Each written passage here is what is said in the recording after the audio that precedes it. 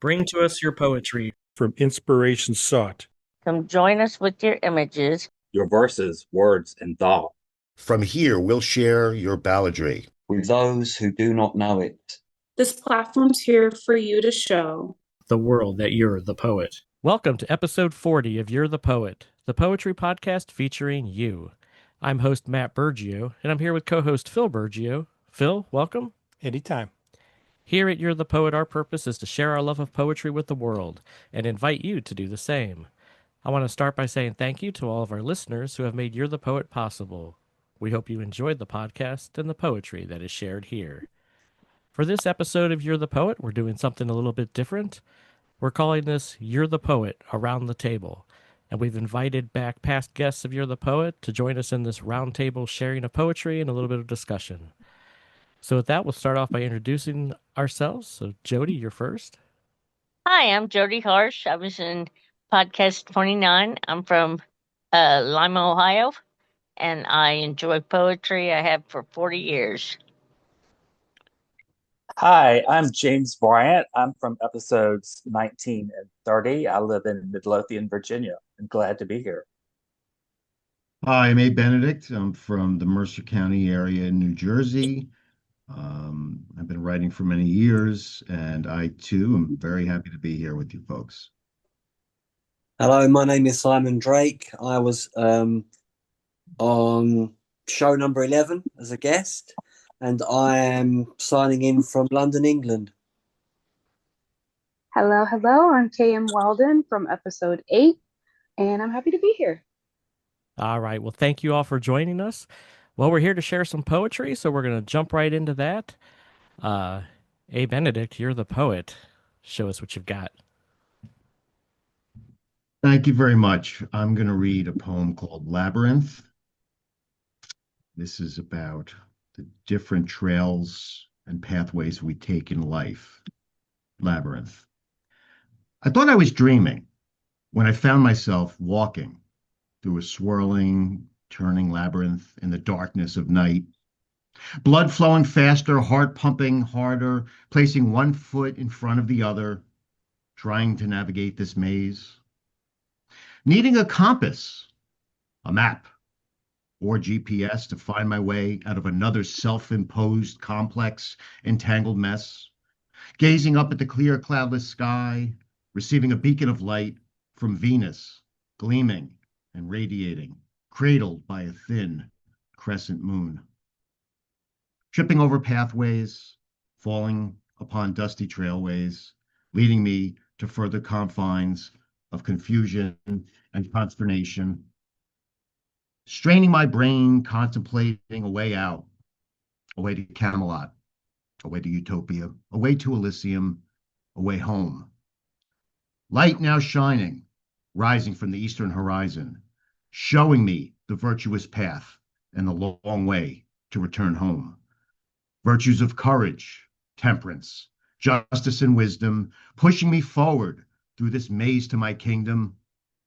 Finally realizing in the dark, daring dawn hour that I was never lost within my steps as I marched triumphantly, leaving this laborious labyrinth and reaching sanctuary. Thank you. All right, thank you for sharing. I always love your imagery, and I always love your references to some of the classic concepts, whether it's Camelot, Elysium, things like that. So very well done there.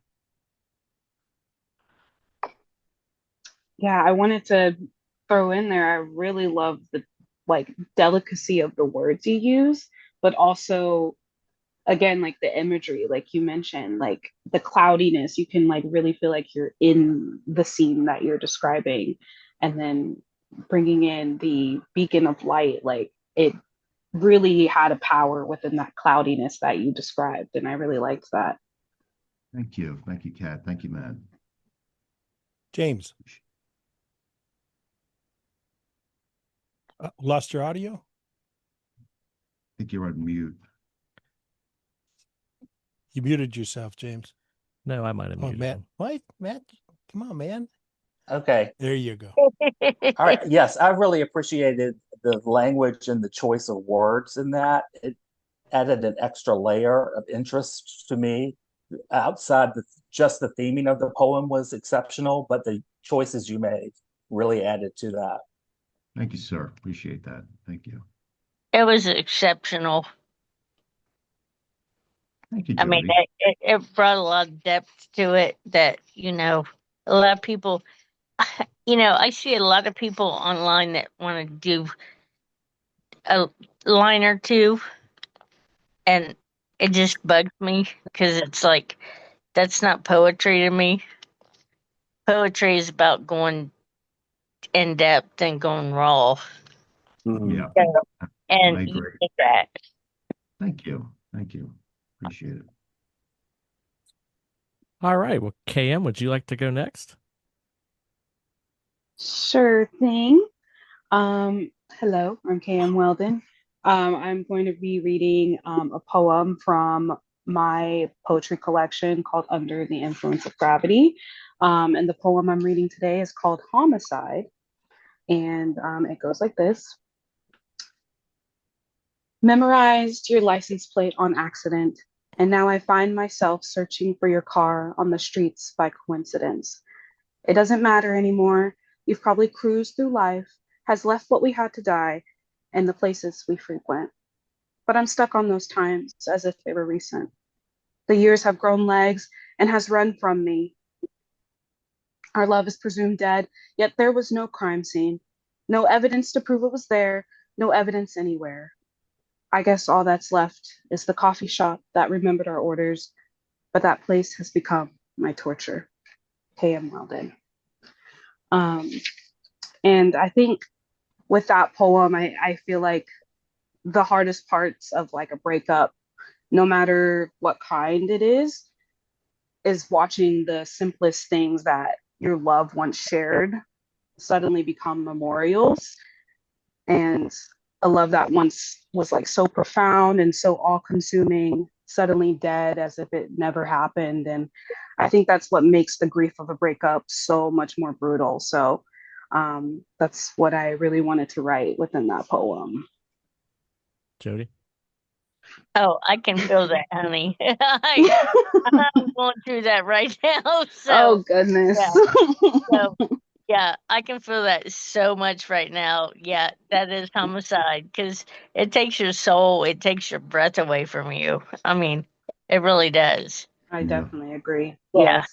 So, yeah, I just went through that right before I got on here. So, yeah. Oh, goodness. Yeah, so I get it. Well, it's for you, girl. I think so. You're going to have to send me that one. Tony? Yeah, sure. I really enjoyed that poem. Right from the get-go, right from the beginning, you started with some really vivid and strong imagery. And I love the part about, the driving and then, the walking. I think you said the running rather, the driving, the running. And you started to develop that image into a crime scene. Okay, so you went from one area to another, and then it was like, wow, the coffee shop has become our torture. I think is that the line? Right. Yeah. And that really just kind of smacks you in the face and wakes you up. I really love the vividness in that poem, the imagery, and the words you used were very eloquent. Perfect. Thank you so much. Thank you Good so job. much. I enjoyed it. Thank you. James, was there something you wanted to say there? Yeah, I just wanted to say I really love your voice. It is very young and fresh. And as in this poem, as in your episode, I just really admire your choice of words, your unique phrasing, and it just feels very fresh to me. Thank you. Yeah, she's beautiful. Thank you. All right, and thank you for sharing. I agree with what these guys said. I know I was going to comment like what Tony did with the imagery right at the beginning, and how you just took that and developed that into the reminiscent of the heartbreak. So thank you. Thank you so much, y'all. All right, Simon, would you like to go next and share a poem with us? I would. Can you hear me okay? Yes, sir. Oh, yeah. Okay, this poem I'm going to read is out of a collection called Mental Health, Volume 3, and it was compiled by Robin Barrett. I'm a therapist by trade, so I'm always digging for emotions, and this poem is called Tears and Silence. Oh, wow. I found my tears. They greeted me warmly on both cheeks, reminding me it's safe to feel. They felt like raindrops falling down from the heavens, quenching my emotional thirst. Heart stirred by something sad, wanting to speak aloud, but getting stuck in my throat.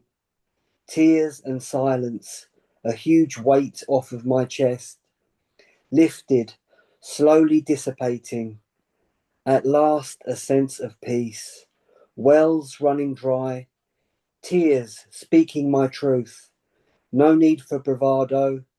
It's safe to be emotional again, acknowledging my own vulnerability.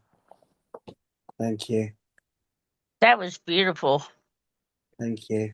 Yeah, Yeah. I like that. I use in my poems, I use tears a lot, you know. Yeah, and I That, like that was beautiful.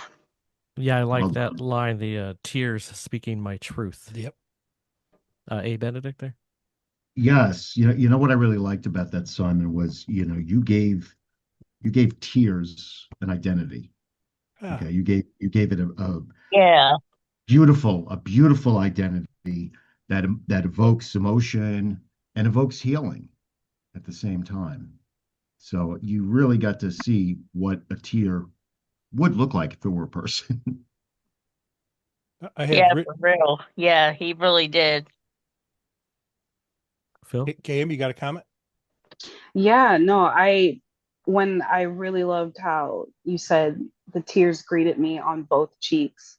Like I instantly think when I see it raining, I instantly think of the sky crying.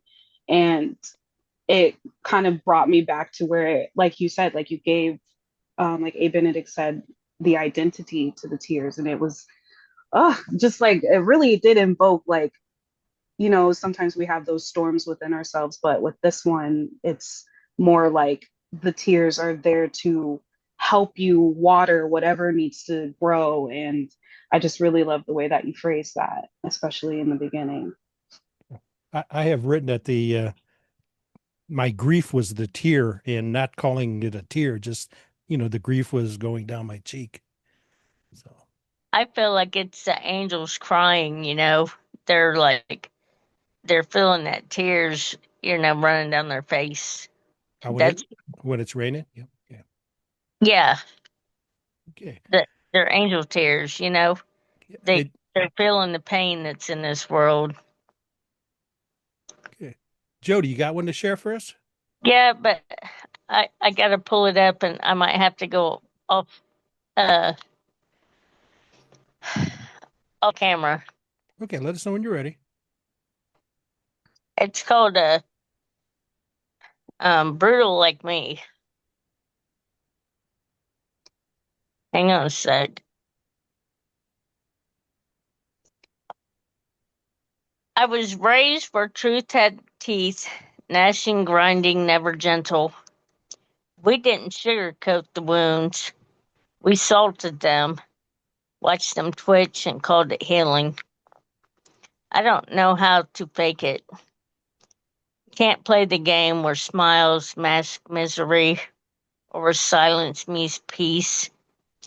I come with all my scars exposed, raw like meat under sun, and just unapologetic. Don't ask me to be softer.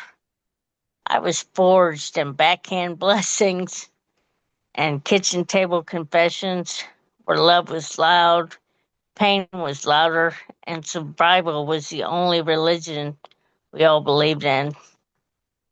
I've said things I regret, done things that scraped my soul raw, but damn it, I own them. It's where my shame, like a second skin, not proud but present. You want redemption?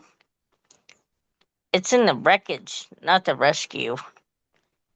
I tear myself apart, before you ever get a chance to. I dissect my flaws like an autopsy before anyone calls me out. I don't need a critic. I need a damn war council in my own head. But I'm still here, still honest, still heavy with every truth I never swallowed.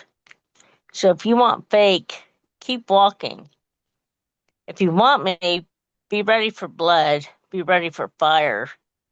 Be ready for the kind of truth that doesn't flinch even when it hurts like hell. Because I was raised with steel spined wolves who taught me that lies are for cowards, and I'm no coward. I'm brutal, I'm real, I'm mind. Mm.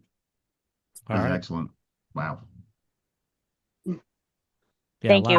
I wanted to say first, I feel like I've definitely spilled those words out, whether on paper or through paint or through pottery. And Mm. I love the title of Brutal Just Like Me and how the words are very, very specific because it really does give the harshness of whatever that situation is. And the words are, each word is just like, it gives the harshness, just like how you said, instead of, sugar coating the wound, we put salt on it and acted like it was healing. And it's very profound, the words that you chose to give that imagery throughout the entire poem.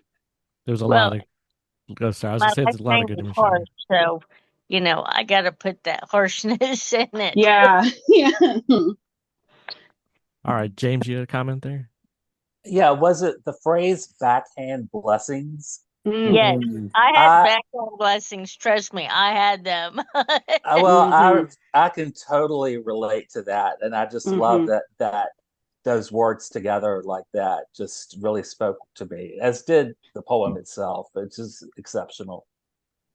I Hey, Benedict. mean, yeah, my mama, we would be driving in our truck, and I'd mouth off to her, "Oh, that backhand would come," and yeah, I got backhand blessings, and I deserved them. I did. Tony, you You know, got a comment, Yeah. Tony? I used to get hit with a shoe from my mother. A So wooden spoon. You're a Italian. little It's bit, supposed to be or the wooden wooden spoon. spoon. Yeah. That's right. That's right. Well done, Jodi. Well done. thank you. Very real, very raw, very honest. You started right out of the box with, if truth had teeth. Mm. Yeah. Right from there, you started with the fantastic imagery and the scar for talking about the scar, your scars exposed, and I really liked the visual of the kitchen table confessions. Oh Mm. yeah, we did that. Oh my Yeah, God, I told my mom some kitchen table confessions, and she wanted to beat me, and I was like, "Hey, it's already been yeah. done. You can't do it." But my favorite line, I think, was towards the end. Redemption is in the wreckage, not the rescue. That's profound in a lot of ways.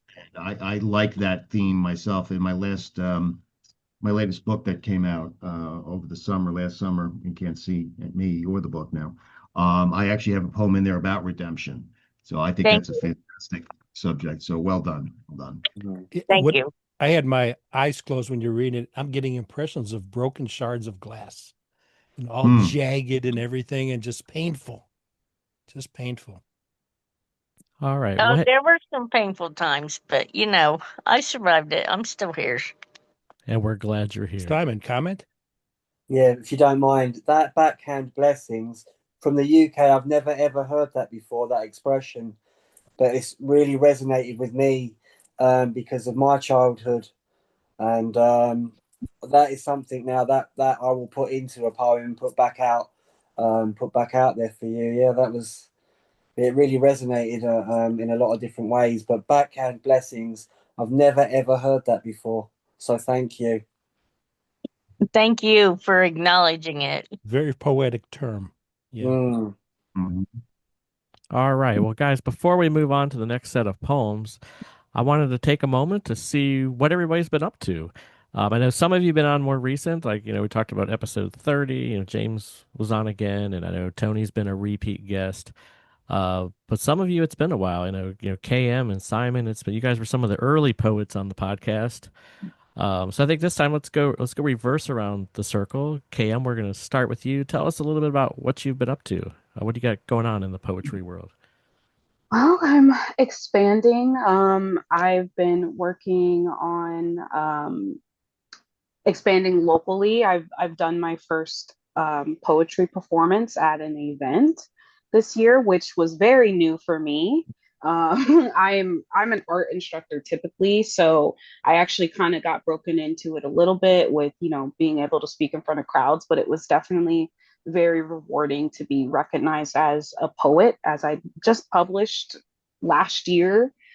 So I'm kind of expanding in that way, and I'm working on my next poetry collection and hoping that this can be like a set with my already book that I have out. So, I mean, that's kind of just been the little details of life so far. Nice. All right, Simon, how about you? So for me, on the counselling course, I've trained to become a counsellor, and in January 2022, we had a workshop, and basically we were asked to do something creative. So I wrote a poem, and since then, the floodgates have opened, and I've been lucky enough to have my work published in 10 anthologies to date, and I've published my own works. But this thing about full circle, I'm now working in a rehabilitation centre, and the poetry that I wrote, the patrons that are there, I get them to read poems out of the book. And the thing that really warms my heart is how much the poetry I've written resonates with them. So yeah, Nice. I feel like I'm blessed. I've do a lot of work on the poetry scene, spoken word across London, and yeah, hopefully I'll have another book out this year. But I really enjoy reading poetry out, and I really enjoy having my poetry read and it resonating with people that I've never met, all different walks of life. And it's amazing what you can put out there. You don't realize how many people can connect with it, which brings us all together. Nice. And I'm going to say I'm currently reading Triggers, which was your first book that you put out. And one of the things that jump out overall for me is that there is a plethora of speakers in the poetry. I could tell that it's not all coming from you, that you're writing as the speaker of the poem is, might be a mother or a daughter or whoever that, um, even though there's a lot of personal themes in there, that it doesn't all stem from you or the I, that there's a lot of different concepts that people can relate to. And I could see people relating to that because there's so much variety in what you've done in Triggers. So kudos to you on that. Thank you. Hey, Benedict, how about you? I know you're pretty active out there in the scene. Sure, sure. As I mentioned, I came out with my latest book almost a year ago, and I'm working on my next one. And I'm humbled. The latest anthology piece published is in the New Jersey Bards anthology, poetry anthology, poem that I wrote several years ago called Tending Garden. So I'm excited about that. I'll be attending an event coming up this weekend, actually. I've been doing readings and shows all over the state, at least the central part of the state of New Jersey. And one of the things that I've been focusing on lately, I've been doing a lot of historical type pieces, a lot of historical poems written from the perspective of like somebody from the 18th century. So that's something that involves a little research, which I enjoy doing. And I just, writing is a big part of my life. I don't do it professionally, but I love doing it. All right. Well, thank you. James? Well, I'm just coming back from a hiatus of writing. I still struggle with calling myself a poet, especially when I am sitting around the table with you guys. I feel like I'm more of a person who just arranges words in an interesting way to try to convey a thought or feeling. But for some crazy reason, I started a Facebook poetry group, and it's called Poets Know It. And I'm really trying to create a community in which people have a safe space to post and support each other. So I'm devoting like a lot of time to try and growing that group. So I encourage all of you to check it out. I have. Thank All you. It's right. Poets Know It. Poets know it. Okay, Excellent. I'll check it out. Thank you. All right, Jody, what have you been up to since being on? Oh, well, okay. I wrote my first novel, but I'm trying to get that published. But I'm still trying to get my poetry published. Um, but I got somebody helping me now. And still trying to get a website done. I got scammed, so that kind of went south. But uh, you know, I still have faith that it's going to happen. I do have two poetry pages on Facebook. One is called Harsh Words Poetry from the Souls of Life, and I got locked out of that. So I started a new one called My Harsh Words. So I got about 500 followers between the two. And one of my biggest supporters is my babysitter from when I was a kid. And that just blows me away. Very cool though. Okay. So, Now yeah. what about your haiku? Do you have a haiku page as well, right? Yes, I have a haiku page too that you're on. Yes. I started my love of haikus again, and I have a Tumblr page of haikus. So yeah, I'm trying to get it out there. It's just, it takes time and energy and um but I love to write. I write every day. Some days I'll write one or two, some days I'll write 10. It just depends on the mood that I'm in and what's on my mind and what's going on. Okay. Nice. Well, I was going to say with the haiku thing, Simon, I didn't know if I directed you to that haiku page. I know you had Did. found a love for haiku, so Mhm. I know I'd sent you one, but I don't know if I had mentioned Jody's haiku page. So that's worth checking out. She's trying to build that, and that's a neat thing. Okay. And I Yeah, know I you. love haikus. My sixth grade teacher taught me about haikus. She was from Greece, and she taught me about haikus. Nice. And that's how I learned that love of haikus, but that was like in sixth grade. So it's been a long time ago. Mhm. Yeah, Right. I wrote a haiku at the my favorite brewery, and they hung it up. So I got one of my haikus hanging up at the brewery. Oh, Oh, wow. that's awesome, Phil. Nice. So Phil, I- tell us what you've been up to. What I've been Love up the to, top. just been being retired and enjoying it and writing poetry when I can. And like I said, that haiku in the brewery, I was going to read a one of my poems in Decatur, Illinois, at another brewery, but it was just so noisy and loud, and I figured, nope, nobody's going to be listening to it. It was my tribute to Dr. Seuss poem, Sam and the Cat. Oh, cool. I want to read it. Oh, it's good. What episode? I'm not sure what episode it was. I'm not going to remember that off the top Yeah, it of my head. starts off, I love my beer. I really do. I really love the frosty brew. So it's out there somewhere. Check the episode list and you'll see it. Yeah, you can find that on the website. It's There's for the episode list for of Sam and the Cat. the poems. So, All right. Well, Phil, while we're on what you, have you been doing? oh yeah. So I could feel you, Jody, when you were talking about trying to get all this together and to run a page and running a podcast. It takes a lot of time, and I'm not a full-time poet, unfortunately. I'm not even a full-time podcast producer. I do this Yeah, but you guys do awesome. Thank you. do it on the side as a gig. It's kind of like my biggest hobby right now, so I kind of sneak it in when I can.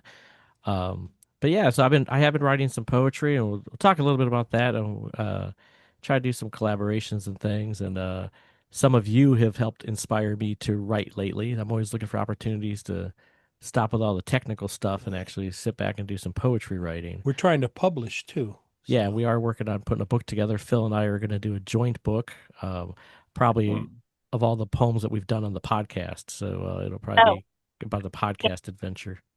Oh, great. Can I tell you something real quick? Sure.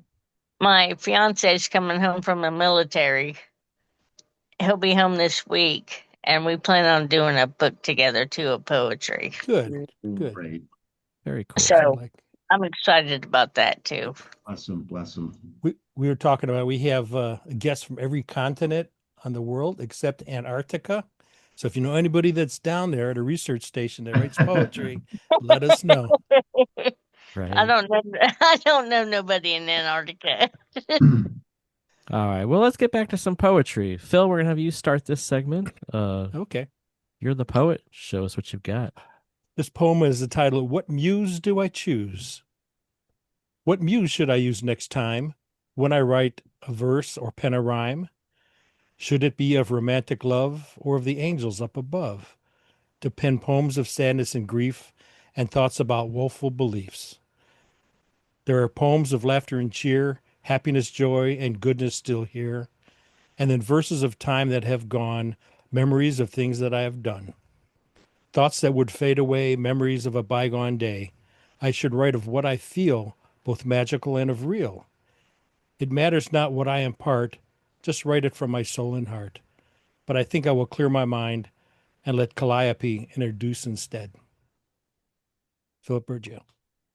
I like that. Calliope's the poetry muse, one of the 9 muses. Definitely. Thank you for What I sharing. really liked about that, Phil, was, and you and I have talked in the past about our love for the traditional and the classical references, the mythological references. So I loved it. And I also really liked how you tied the whole piece up at the end.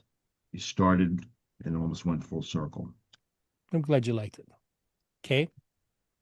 Bill, I'm always so amazed by your rhyming. I feel like I always struggle with rhyming, but you're so good with it in almost all your poems. Well, that's what I like to do. It's like a puzzle for me.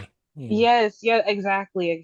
And I realize I'm not that good with puzzles, but it doesn't inspire me. Cam, your poetry is great though. Thank you. It does inspire me to rhyme more. So I really loved how you did that, and it still continues a story throughout it. So I really admired that. Thank you. Yeah, I like how the whole concept of the muse is, as poets, I'm sure we can all agree, is sometimes it's hard to find a muse. And sometimes it's hard to keep one. And, they kind of go in and out through life, and there's a lot of different ways we can find inspiration. I know I wrote that short haiku that I plan to expand on, about kind of joking with Phil about Calliope croaks, because he was talking about hearing the bullfrogs out here in the pond next door. And I was like, oh, there's a poem. You could call it Calliope Croaks. So, I love that. We have cicadas now, that 17-year cicadas. Oh, we got to write a poem about them. Yeah, that's starting to be a headache out there. Yeah. It's like they're in full swarm and full buzz right now. Yeah. There you go. Sometimes it's easy for me to rhyme, but other times I just gotta spill my words. I just gotta, it's different styles. Yeah, I do hybrid poems and freeform. It just depends on what mood I'm in. Yeah, and I remember talking with Steve Wheeler in episode 22 about how, sometimes it depends on the poem that you're writing and what type of style or form fits the poem and what you're trying to say. Right. So yeah, because there's rhyming and there's freeform and then there's hybrid where you can rhyme and not all my poems rhyme. I even wrote a poem about different styles. It's out there somewhere. So. Oh, I would love to see it, Phil. Check out the episodes. It's around there somewhere. Okay. Matthew, you got a poem for us? Well, actually, I do, but I'm going to defer to James first and have him share his poem. Sorry, James. Didn't mean to jump over. That's all right. I was going to take that as an opportunity to relax for a minute, but now that I'm on, I'll read this one for you. It's called Rollercoaster. Time to get off this roller coaster at the fair. I try and do my best, but I don't get anywhere. Sure, all friendships definitely have their ups and downs, I heard from afar someone say to send in the clowns. The crazy color wigs, red noses, and painted faces distract from running down my cheeks like a stream, tear traces. I gave it my all, for once this time I sang out loud, but somehow I still lost you within the crowd. You're walking with glee, eating cotton candy and such. That makes me feel I guess I don't matter too much. Even the biggest strong man can't lift my spirits. It's time to turn in the rest of my ride tickets. Goodbye, I say from a distance, wishing you well. I've been through all this pain before. Can't you tell? Mm. James Oh, that's Bryant. beautiful. That's beautiful. Very nice. I Thank mean, you. Very nice. it really talks about, what you've been through, and yeah, I like that.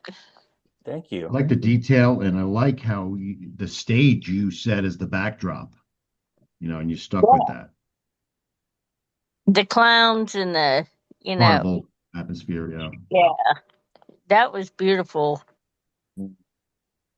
I really Yeah. appreciate it. Yes. Yeah, no, I feel like I instantly thought of like a friendship that I've had that almost made me feel like a fool, almost made me feel like a Mhm. clown. And I really liked how you said I'm turning in my tickets, like Right. because Yeah. I'm hopping off Right. this ride and I'm Yep. done. And so Getting I off the roller never want to coaster. hear you say that you're not a poet because that was poetry right there. It That was was very beautiful. well written. James, That was beautiful. one of my friends that lives in North Carolina said the same thing to me. He says, James is a poet. Don't let I know. down himself. He's good. Yeah. That was Well, beautiful. thank you. I appreciate that. The whole clown imagery and turning in your tickets, that was just phenomenal. Mm. Very relatable. Okay, Matthew, it's your turn. All right, well, I'm going to use this as a segue. So, James, I really liked your poem, and I happened to be reading it while sitting at Kings Island, which is the local amusement park here. And Oh, I you're would, in Cincinnati? Yep. oh yeah, yeah, I'm in and Lima. Yep. So, yeah. yeah, Just up the pike. Yep. yeah. So I was sitting there in the park reading my email, and James had sent this to me saying, "Well, here's this poem I recently wrote."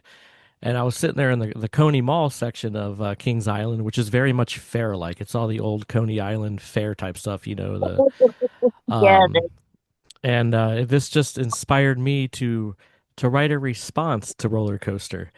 So the poem that I'm going to share today is called "Bring a Friend," and it was inspired by sitting there in the amusement park after just reading Rollercoaster by James Bryant.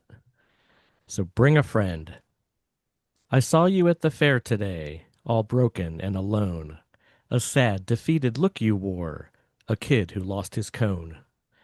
Now I cannot work feats of strength, a strong man I am not, but lifting spirits at the fair should never take a lot. So I asked for you to join me, and your painful day amend. As luck would have it on this day, my past said, bring a friend. We started with the bumper cars, with swerves and wrecks and shouts, since this ride I thought had chances of your sorrows bouncing out. Then next we rode the scrambler, both hoping that its force might pull away your sadness and reset emotion's course. We even rode the Viking ship to sail your blues away, forgetting all your heartbreak woes, if only for a day. You smiled as we left the fair. I said, it's not the end. I'm making this a season pass and adding, bring a friend. Matthew Burgio. I've been on all those rides. Excellent. Mm. The beast is the baddest one, though, because it'll break you. Beast. James, you had a comment? Yeah, I just wanted to say how meaningful and how touched I was to receive that back from what I had written. It was kind of the antidote for my poison. Mm. I'm glad it helped. I hope you didn't mind that I had Yeah. written that at the time. I was No, like, I was honored. yeah. I like that, James. I like that. An antidote to the poison. Mm. I like that. Yeah. It's always nice to have somebody write poetry back to the poetry that you wrote. Yep. Because it's like, wow, they actually seen you and heard you, and they want to acknowledge what you did. Right. Yeah, and one of the things we're trying to do here at You're the Poet is to build that sense of community. And so, it's, Tony or Benedict and Phil talked a little bit about how, they've had some interactions, and James and I have done some talking back and forth, and Phil, James, and I have been involved in, kind of a poem challenge where we recommended writing a specific style and stuff or form. And so you were trying to build that community. And so, we want to be here for you guys and help you guys. And, you guys share a lot of personal stuff on this podcast and with us. And so I want this to be a safe space. We try to build that here. So we are honored that you guys are willing to share and to open up with us. So thank you guys. Thank you for giving us the space to share. Hey. Oh, I Yeah. love you guys. I have since the first day I met you, Matt. Yeah, it's been a lot of fun getting to know everybody. Now we've even had listeners comment that it's been interesting, learning the different personalities and kind of getting to know the different poets. And that's why I like having everybody return and come back, and whether it's for the anniversary special or doing something like this, so that we're building that community, but also building the character development for our listeners, so to speak. Yeah. Even though I thought you and Phil were brothers, but I No, I'm his daddy. I'm the younger brother. I have 3 sons, and they all look different except this part of them. They all look the same right there. Everything else is different, Well, I thought you guys were brothers, so that was my fault. No, that's all right. That's because you didn't see me. This is the first time I think I'm being on camera. So Yeah, this is something new for Phil, having some video presence in the episode. Usually I've got the video and we haven't got him hooked up yet. So we're trying something new with this as we develop our technology. Yeah. So I think it's great. I love it. I like this. We got to do this again, maybe in a few more episodes. Oh, we definitely will. Please, I'd love to. I really like this I'd love to see first other round. Yeah. Yeah. It's good. I do. I love it. I love being able to see the other poets, and I love it. Yeah, that was the other thing we wanted to do with this whole concept, was get you guys a chance to interact with each other, to see each other, and build some of that, going forward. And I hope to connect with all of you on here too somehow. So yeah, we'll see you in Poets Know It. Yes. Absolutely, you will. I'm going to follow you, James. I'm going to follow you. Oh, thank you. Yeah, follow each other, support each other, and I'm just so jealous of Jodi's last name. I mean, Jodi Harsh. Yes. Harsh words. I'm like, how blessed you are with that name. That's right. I coined harsh words back in the 80s when I was a teenager. I was like, that is going to be my poetry stuff. And I'm 55 now. So. You're a kid. No, I'm not kidding. Still a kid. I've written on and off because, you go through stuff where you don't write, Yeah, I didn't write for a long time until Matt started this podcast and says, hey, you're a co-host. Like, what? Well, I went through some bad relationships, kind of that kind of stuff. But I was like, I started writing again. And when I started writing again, it was like fire. I just couldn't stop. And I'm like, okay, I'm creating my website on Facebook, Harsh Words Poetry from the Souls of Life, which is what I dubbed back in the late 80s. And I got to 305 followers now, but I got locked out of that page. Right. So I started a new page because Facebook is stupid, but logged me into my old page that I hadn't been in a decade. So I started My Harsh Words. And I got like 80 followers on that in 2 weeks. Nice. Simon, you're quiet. Does he get sleepy over there in UK? I'm just taking it all in. And while you were talking, I was looking at a book. Trains going. I live right by a train track. I mean, like literally right by a train track. I was wondering what that sound was. Okay. So now I got like 400 followers. So I'm happy about that. Good. You know, That's great. It's great. and That's impressive. Yeah. Simon, you were saying here? Sorry.